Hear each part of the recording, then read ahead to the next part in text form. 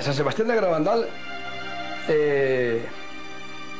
ante las apariciones, ¿no? hasta la fecha de las apariciones, era un pueblo, pues un pueblo ganadero. Y aquí era un pueblo de 350 habitantes. Pues era un pueblo muy remoto, con una gente muy trabajadora, que tenía ganaderías y las llevaban al monte, y esa era su vida. La historia de Garabandal, de las apariciones de Garabandal, empezaron en el año 61. Era un domingo y las niñas estaban todas jugando. Y entonces 4 se separaron. Sobre las 7:30 o las 8 de la tarde se separaron y marcharon a robar manzanas al huerto del maestro. Pero una vez que comieron alguna, pues como hablaron entre ellas y como que se habían arrepentido de lo que habían hecho. Y de, oye, hemos robado manzanas, esto está mal, esto fue que nos indujo el demonio a hacer esto. Y entonces pues cogieron allí en la calleja y pusieron unas piedras allí como que era el demonio, y empezaron a apedrear a esas piedras, ¿no? Y en ese acto fue cuando una, no sé, oyó algo, miró para arriba y las otras pensaron que le había pasado algo. Cayó una de ellas en éxtasis y claro, las otras se quedaron, las otras niñas asustadas, porque no habían visto nunca una cosa así.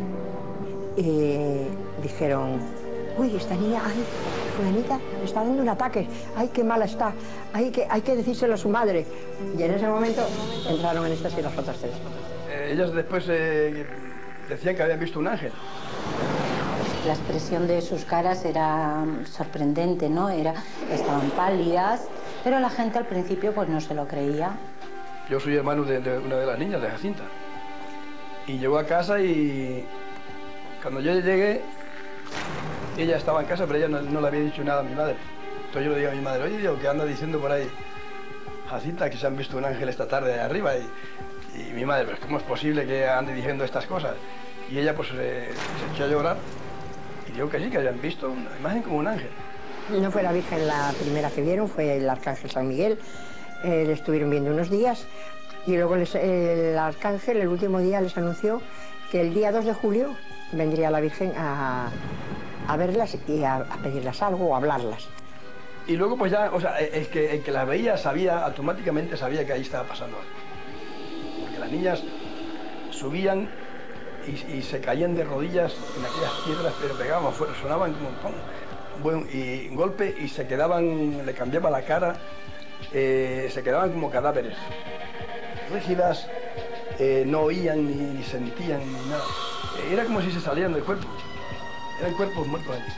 Al caer de rodillas caían sobre esos cantos y nunca se hicieron ni heridas ni pasó nada, absolutamente nada.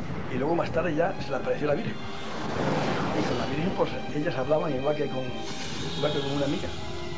Pues podían tener las conversaciones más triviales, más de niñas. Ellas le hacían preguntas pues de niñas, sin saber mucho de nada. Y se ve que la Virgen les contestaba de este mismo tono, de esta misma forma. Decían que representaba que era joven, unos 18 o 20 años. Durante 5 años estuvieron viendo diariamente a la Virgen.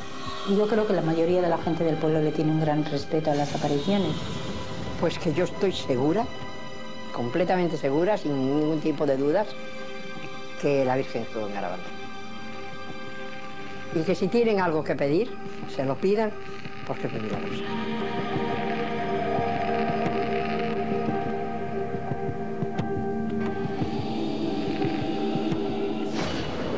Todo va creciendo. Todo va creciendo lentamente, como lo que vale la pena, de a poquito. Está por llegar el momento fuerte y luego llegaremos al día del gran milagro.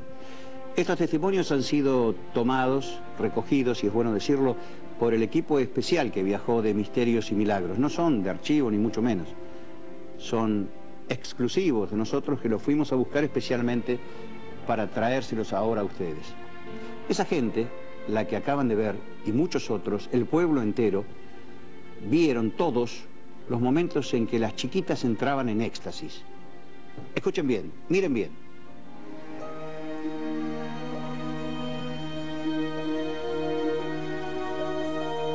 Son más de 2000. éxtasis de estas niñas. Pues los éxtasis eran muy...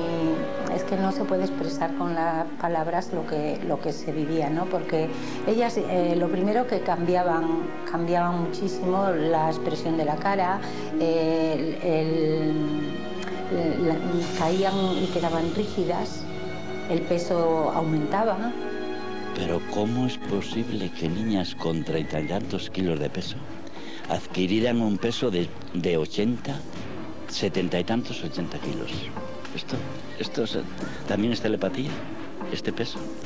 Que no las podían levantar los hombres. Y sin embargo ellas se cogían, niñas que no tenían, y se levantaban como nada, ellas mismas, unas a otras. La cara, la faz, era una preciosidad, parecía como terciopelo transparente.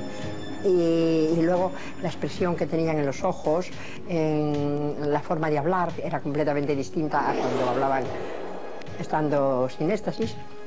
Pues, por ejemplo, corrían muchísimo, siempre mirando hacia arriba y con los brazos abiertos. Iban por las callejitas del pueblo y nunca chocaban ni nada. Y a una velocidad impresionante. Con la cabeza hacia atrás, ellas el suelo no lo veían, nunca tropezaron, nunca se cayeron. Pero hay veces que bajaban de espalda, con la cabeza toda hacia atrás y a una velocidad que parece que volaban, que no ponían los pies en el suelo.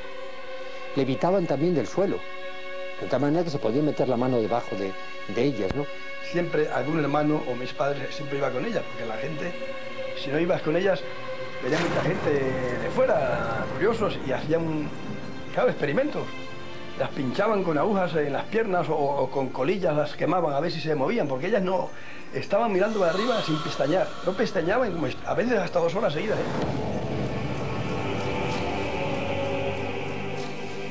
Ellas no veían a los peregrinos ni se comunicaban con las personas, solamente con la Virgen, y entre ellas 4. Después que pasaba el éxtasis sí notaban que tenían algunas señales, pero durante el éxtasis no habían sufrido.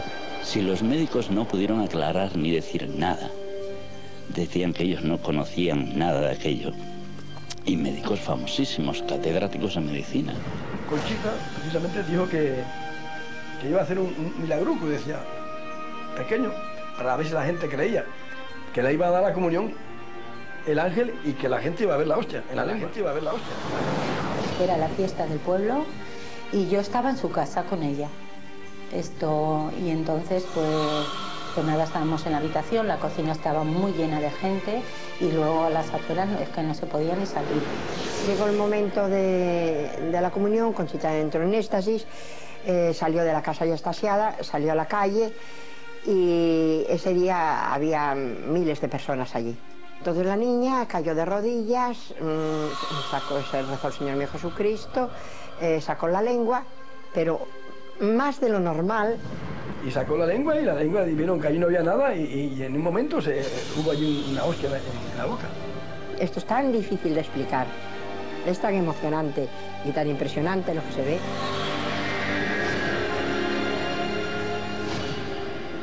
Ellas daban objetos a besar a la Virgen.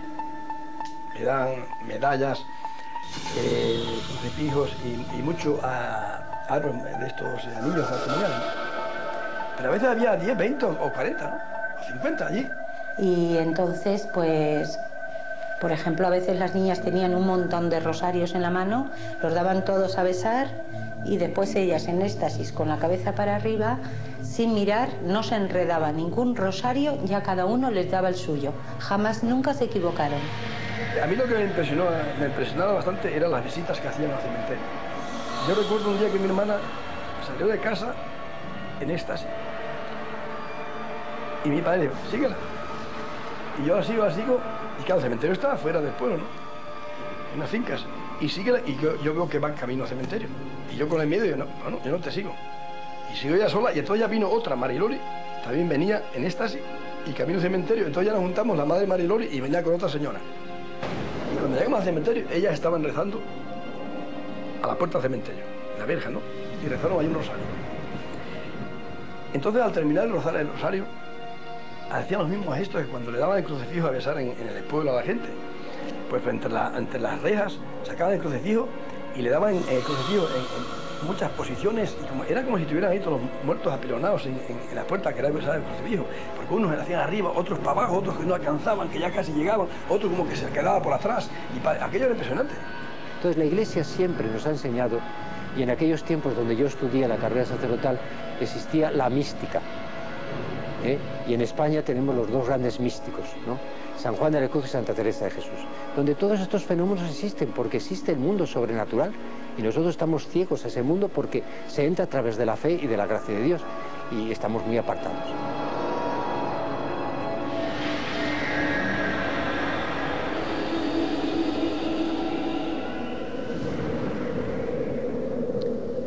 El intento es precisamente que tratemos de acercarnos un poco a esa fe para que podamos vivir mejor. De eso se trata el programa. Es un programa de